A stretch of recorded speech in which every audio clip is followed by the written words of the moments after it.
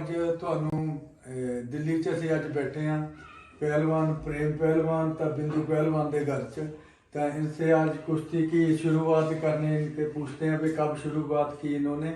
तो पहलवान जी आपने रेसलिंग कब स्टार्ट की? मैंने 74 में की थी। 74 में? हाँ जी। ठीक है। आपके परिवार में कोई पहलवान था? आपने पहलवान परिवार में मेरे चाचा थे। ठीक है। हाँ, कजन चाचा। ठीक। मेरे पिताजी के ताऊ के बेटे। वो मास्टर चंदी राम के साथ गुरु चिरंजी के अखाड़े में पहलवानी करते थे। क्या बात है। ठीक। आपने मिट्टी में ज्यादा की तो पहलवानी का? गद्दे पे भी मिट्टी पे भी दोनों जगह। हाँ जी। आपने कहाँ कहाँ रेसलिंग जो पहला मैच था किसके साथ हुआ? इतना तो ध्यान नहीं। मैं नेशनल स्कूल गेम में सन 1977 में बनारस हुए थे। तो मैं फर्स्ट आया था 62 kg में। ठीक है।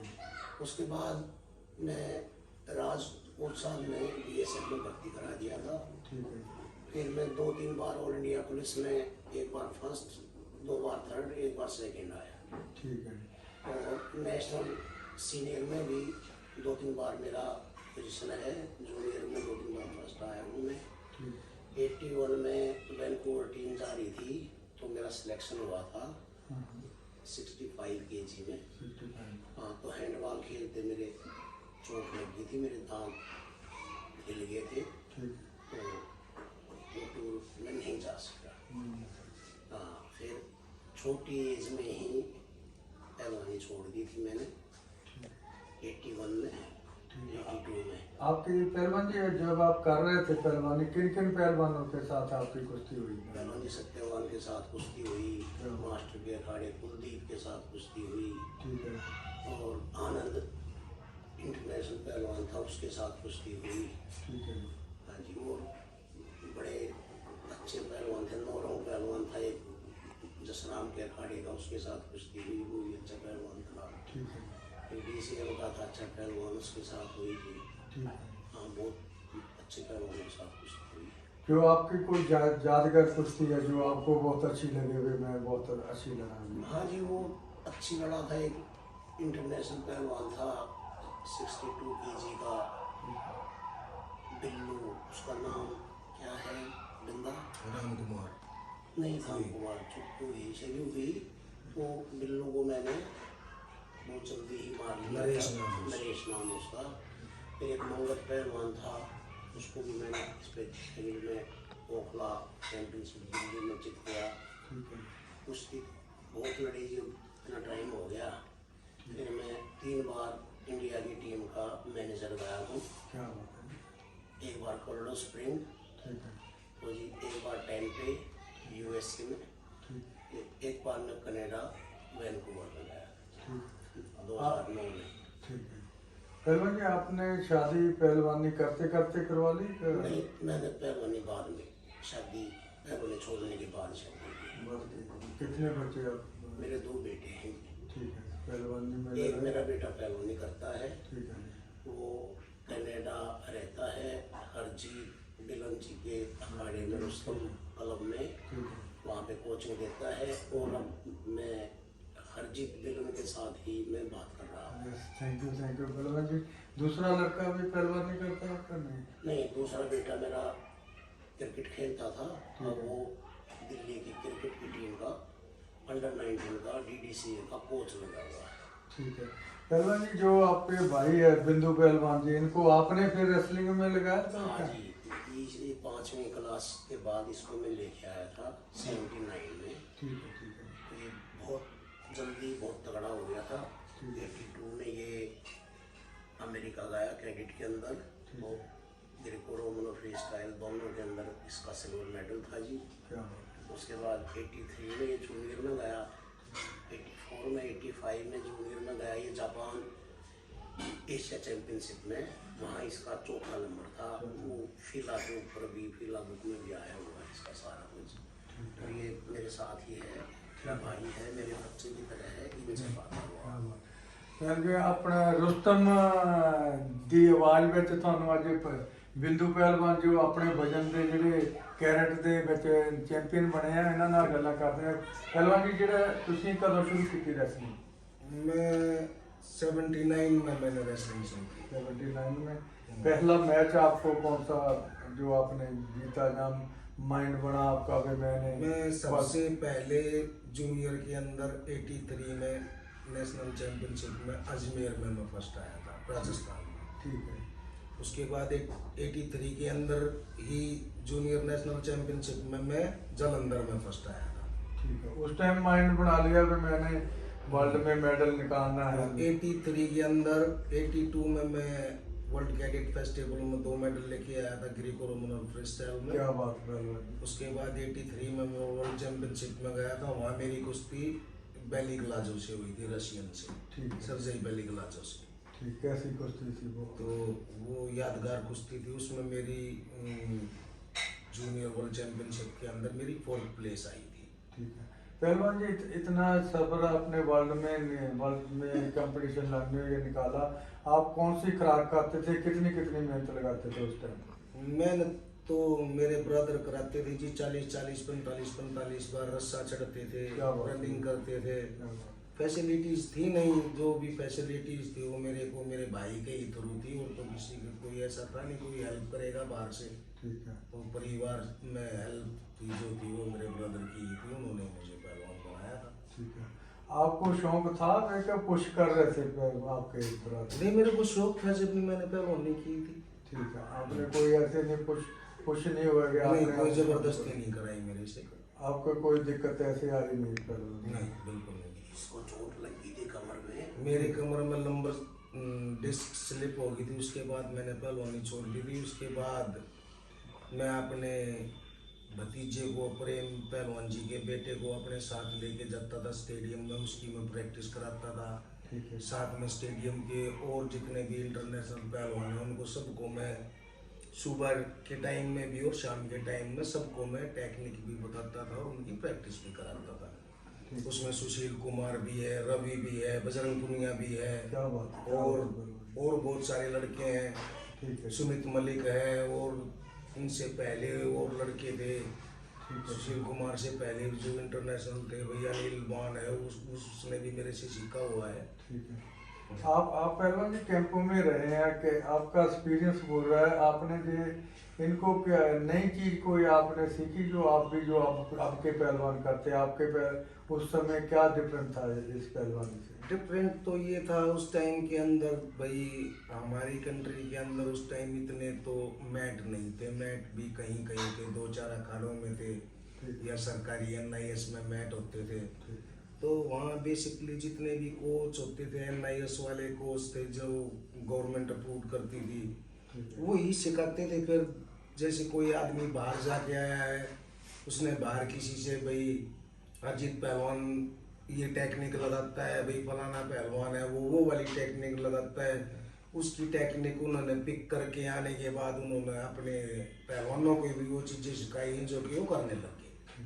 आपके समय भी जैसे आप पहलवान बाहर से कोच मंगाते हैं इधर, उस समय भी आपके बाहर के कोच है थे उधर? हाँ, हमारे पास कोच बाहर से भाई 86 और 7 में रशियन कोच को बुलाया था, ग्रेनित तारपिनी को। ग्रेनित यहाँ पे कोचिंग देख गया है। उससे हमारे से भी बहुत पहले यहाँ मीर हमीदी कोच रहा है NIS का। ठीक है। वो पुराने टाइम में ईरानियन कोच था। ठीक है। उसके बाद और भी कोच आए हैं, पर हमीदी के बाद कोच जो आया था ग्रेनित आया था, उसके बाद तो कोचों को आना जाना लगा ही रहा है। ठीक है।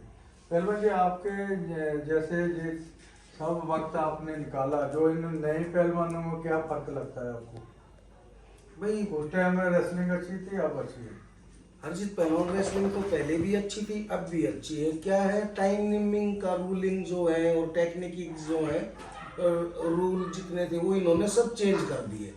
ठीक है। पहले वैसे जब अब क्योंकि इंडिया वाले के ओलंपिक में मेडल निकलने लग गए, जैसे बाहर के कोच आए या और आए, तो इनमें हमें जो बाहरली कंट्री वालों को फर्क लगता है जैसे, तो आपका क्या एक्सपीरियंस कहता है ये बात?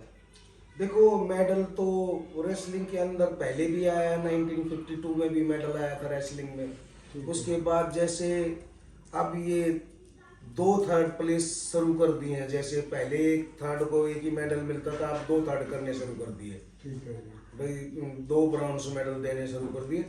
तो ओलंपिक के अंदर 4th प्लेस तो करतार सिंह की भी आई है, जगमंदर की भी आई है, सतपाल की भी आई है, और बहुत पहलवान उनकी भी आई है, सुदेश कुमार की भी आई है। ठीक है, पहले नंबर दूसरे पे जाते ऐसे नहीं आई थी? नहीं, ऐसे नहीं आई थी। वो तो सबसे पहले जो मेडल आया है भाई ब्रॉन्ज मेडल, वो सुशील कुमार का आया था। उसके बाद सुशील कुमार सिल्वर मेडल भी लेके आया, बैक टू बैक 2 मेडल लेके आया, वर्ल्ड चैंपियन भी बना है वो।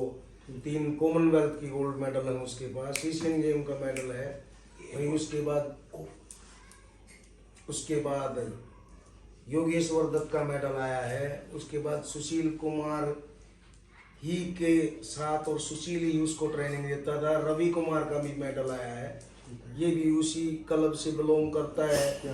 ठीक, बजरंग पुनिया भी वहीं से बिलोंग करता है, दीपक पुनिया भी वहीं से बिलोंग करता है, जो कि ये सारे इकट्ठे ही प्रैक्टिस करते थे, जिनके ये मेडल आए हैं। ठीक है पहलवान जी, आपके जो कोई माइंड में और कुश्ती है, कोई आपकी यादगार, वो बताएं आप पहलवान जी। यादगार आप मिट्टी में दंगल पे लड़े जो छुट्टी देकर लड़े? मिट्टी में दंगल लड़े। यादगार कुश्ती तो सतपाल पहलवान की है, विजय के साथ में, क्या बात है। दादू चौधरी के साथ में हमने देखी है। ठीक है। दिल्ली में भारत केसरी में, ठीक है। जयपुर में कुश्ती हुई थी, हमारे को साथ लेके गए थे गुरु जी। ठीक है जी। सतपाल पहलवान की नेशनल चैंपियनशिप में आनंदराय से कुश्ती हुई थी, शिमला में नेशनल चैंपियनशिप में। ठीक है। तो सतपाल पहलवान ने उसको 40-45 सेकंड में चित मार दिया था। ठीक है। आनंदराय को। ठीक है। आप पहलवान बिंदु पहलवान जी, आपकी कोई यादगार और कुश्ती जो आपके मन में है, कोई जरूर शेयर करें।